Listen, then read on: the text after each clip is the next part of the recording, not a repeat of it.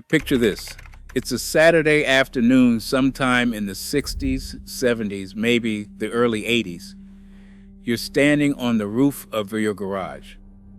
Or maybe you climbed the big oak tree out back.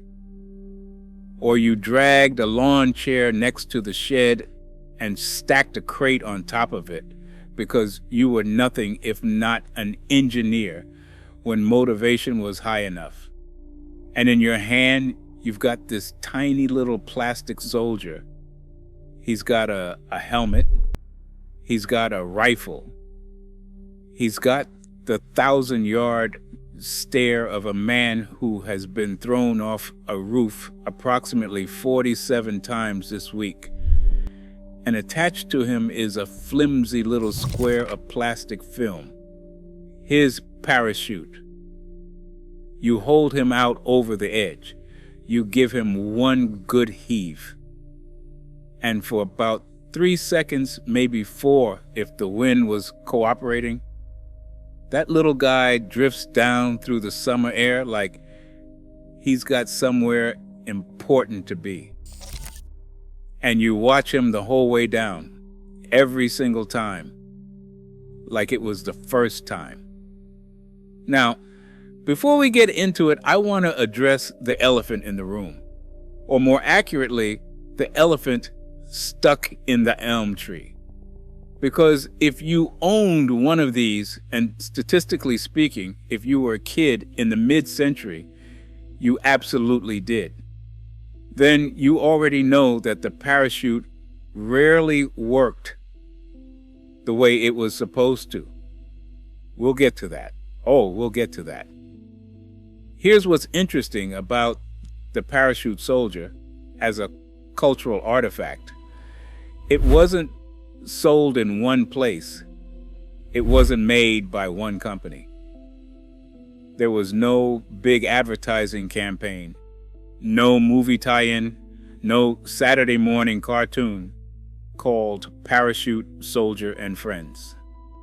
It wasn't a branded product in the way we think of toys today. It was just everywhere. Drugstores, 5 and dime shops, carnival prize counters, the little rotating rack near the cash register at the gas station, the kind of thing your grandmother bought you when she stopped for cigarettes and didn't want to come out empty-handed, the kind of thing that appeared in goodie bags at birthday parties and Easter baskets and the bottom of cereal boxes for a nickel, for a dime, for a quarter, if the markup was particularly ambitious. And because of that, almost every kid had one, which means almost every adult you know has the exact same memory. The launch, the drift, the spectacular failure, and then the question of whether you could climb high enough next time to make it work better. That shared experience is what makes these things memorable. Not because they were fancy, not because they were expensive, but because for about 4 seconds, they turned your backyard into an airborne operation behind enemy lines. And that was enough. So where did these things come from? Well, to understand why a little plastic paratrooper captured the imagination of every kid in the post-war era, you have to go back a bit. Not all the way back to Leonardo da Vinci sketching parachutes in his notebook, though, yes, he did, but to the early 20th century, when parachutes stopped being a theoretical concept and started being something real people did for real reasons. Aviation was the big story of the early 1900s. The Wright brothers at Kitty Hawk, the daredevil barnstormers who toured the country putting on air shows.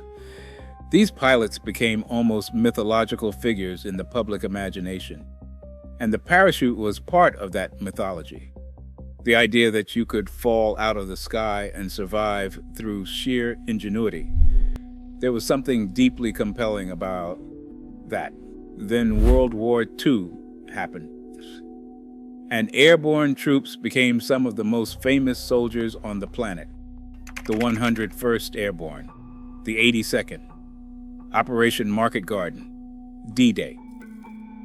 These were front-page stories, newsreels, Hollywood movies within years of the actual events. The image of a soldier drifting down on a parachute into enemy territory became one of the iconic images of the 20th century. And children who were consuming all of this in real time wanted a piece of it.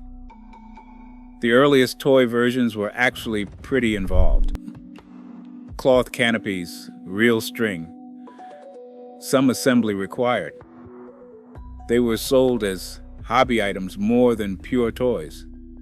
They were fragile. The strings tangled. The fabric tore.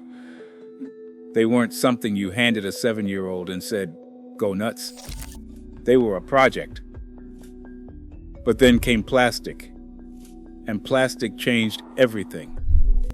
The explosion of plastic manufacturing after World War II is one of the most consequential things that ever happened to the American toy industry.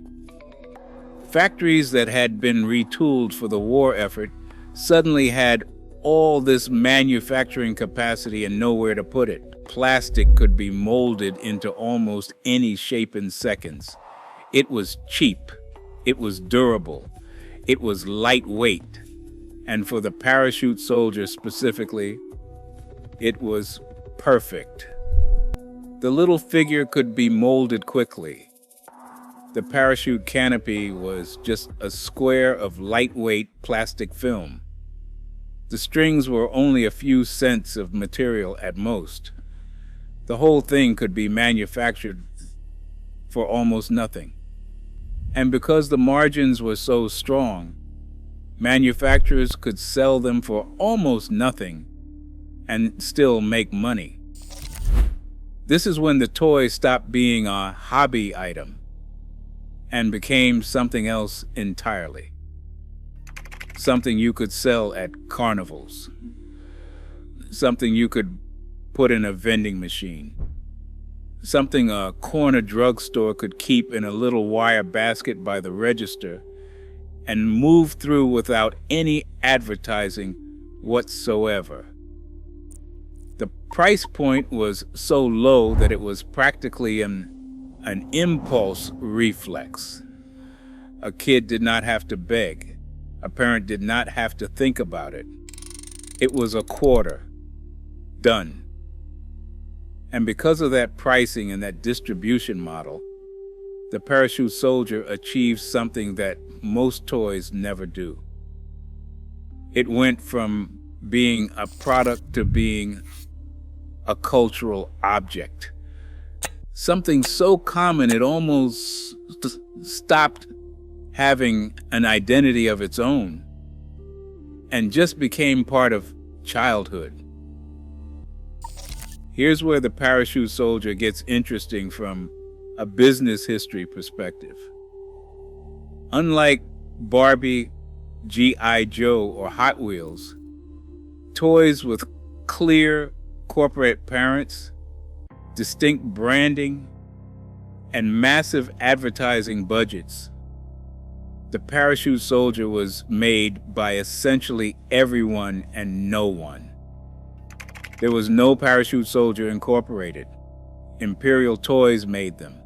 The Process Plastic Company made them. Companies in Japan were making them in the 1950s. Hong Kong factories were churning them out through the 60s and 70s. Taiwan took over a lot of the production in the late 70s, eventually mainland China.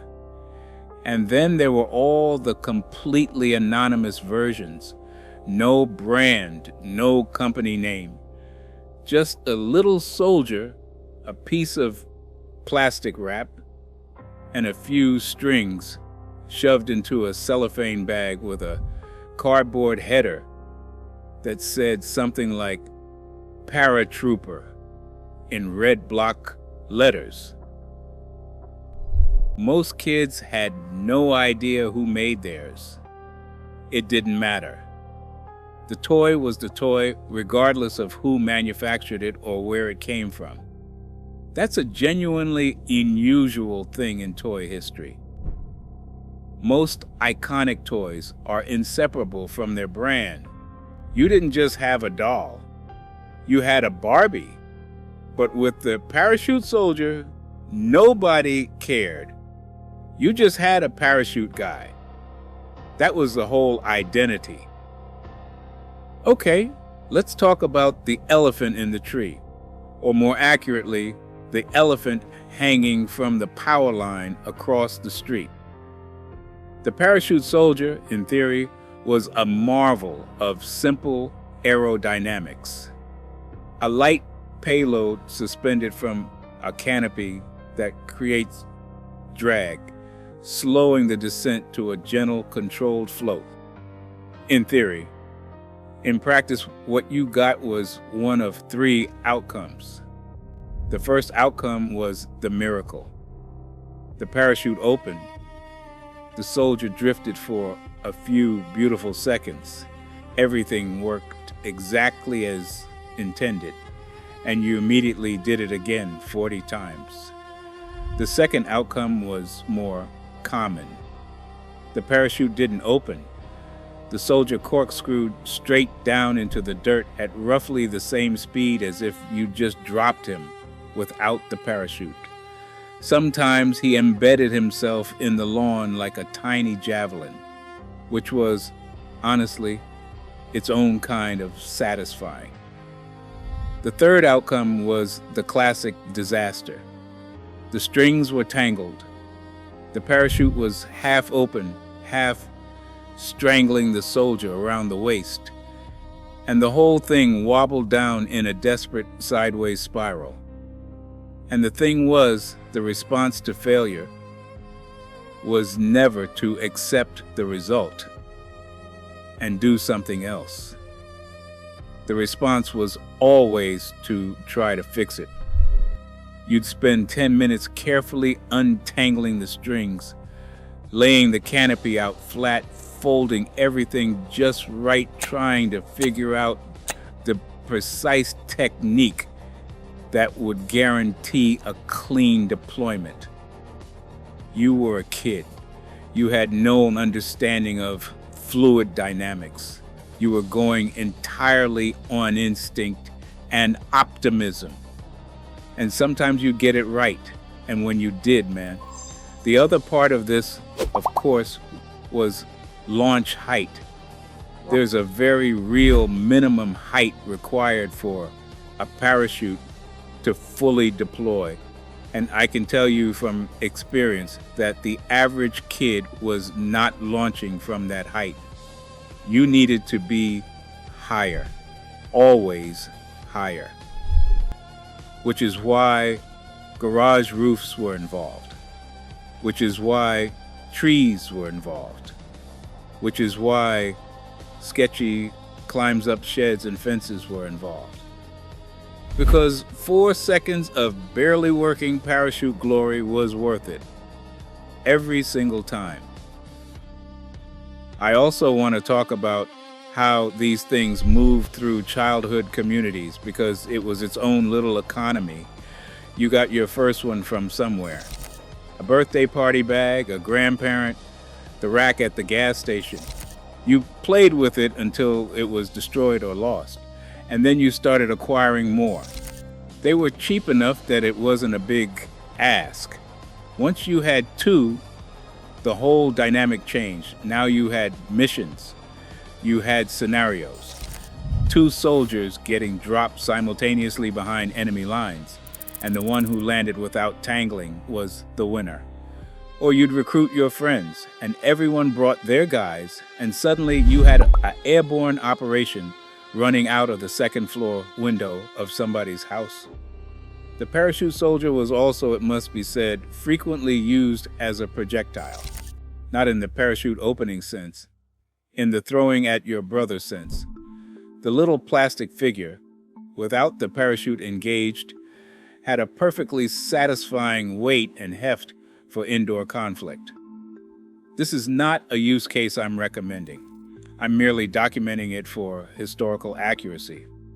Once manufacturers figured out that the basic concept was bulletproof from a sales perspective, the variations started multiplying. Military soldiers were the classic: olive green, sometimes gray, or sometimes a weird khaki brown that didn't correspond to any actual military uniform, but looked vaguely martial. Usually an M1 helmet, usually either a rifle or a submachine gun, usually mid-stride or in a ready stance. Then came the astronauts. After Sputnik, after Mercury, after the moon landing, space was the new frontier. NASA had captured the public imagination, and so you got astronauts with little white suits and bubble helmets floating down on their parachutes. That was actually more aeronautically accurate than the soldier version, because astronauts really did come down on parachutes. So that was almost educational. Then came the more creative variations: ninjas, aliens, action heroes, cartoon characters when licensing became a factor, glow-in-the-dark versions, which I have to imagine were launched exclusively at night and then lost forever in the dark. Some came with larger canopies for a more reliable deployment. Some had streamers instead of a full canopy, which worked better aerodynamically and worse aesthetically. But the classic remained the classic: soldier, green plastic, flimsy canopy, a few strings, the timeless formula. Here is what I find genuinely remarkable about the parachute soldier as a product. It was invented in essentially its final form sometime in the late 1940s or early 1950s. And it survived for decades, largely unchanged, while the toy industry around it went through multiple total revolutions. The 60s brought action figures, the 70s brought electronic toys, the 80s brought video games, the 90s brought Furbies and Tamagotchis and all manner of digital nonsense. Through all of it, the parachute soldier just sort of continued to exist, still on the rack at the drugstore, still in the Carnival Prize case, still essentially the same toy it had always been, because it didn't need to change.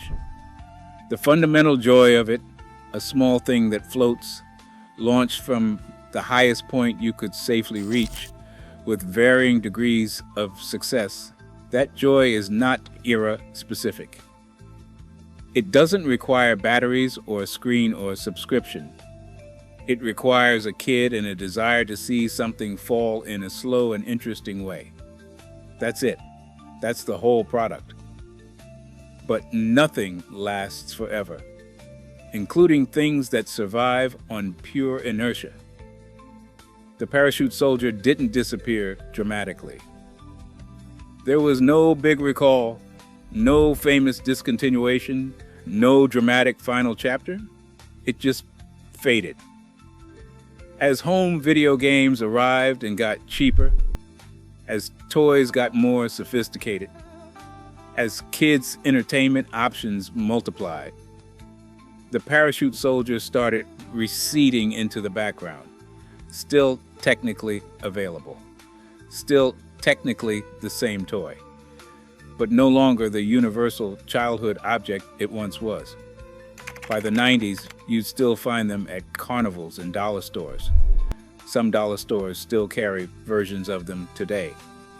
But the days of them being everywhere, the days when every kid had one in their pocket and half a dozen more lost in the yard, those were mostly over.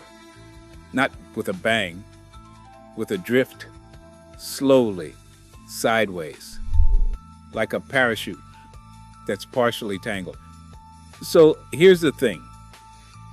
If you asked 1,000 adults who grew up in America between 1950 and 1990 to describe a toy they remember fondly, a lot of them would name expensive things, special things. The bike they got for Christmas, the big elaborate playset they saved up for, the toy that came in a special box and required 12 AA batteries, but a surprising number of them would describe a 15-cent piece of plastic with a tiny soldier attached. And they'd remember it in this specific sensory way. The way the plastic film caught the air, the way the strings felt when you were untangling them, the exact height of the roof of the garage, the sound of the thing hitting the pavement when the chute didn't open, the feeling of standing on the highest point you could reach and holding that little guy out over the edge and letting go. Nobody kept these in mint condition. Nobody put them on a shelf. Most of them ended their careers in the upper branches of trees or tangled in power lines. But they're remembered. Decades later, they're remembered. For a toy that cost $0.25, that's an extraordinary legacy. And I think it's because the parachute soldier asked something of you that most toys didn't. It asked you to find the high point, to climb to it, to figure out the technique, to accept the failures and try again. To be, for about 4 seconds at a time, the kid who launched the thing and watched it drift and believed, even for just that moment, that it was going to work perfectly this time. Sometimes it did. And when it did, you were already looking for something higher to throw it from. I want to know, where did you launch yours from? What was your highest point? And is yours still up in that tree? Because I feel like it might be. Don't forget to like and subscribe and leave a comment with your parachute soldier stories.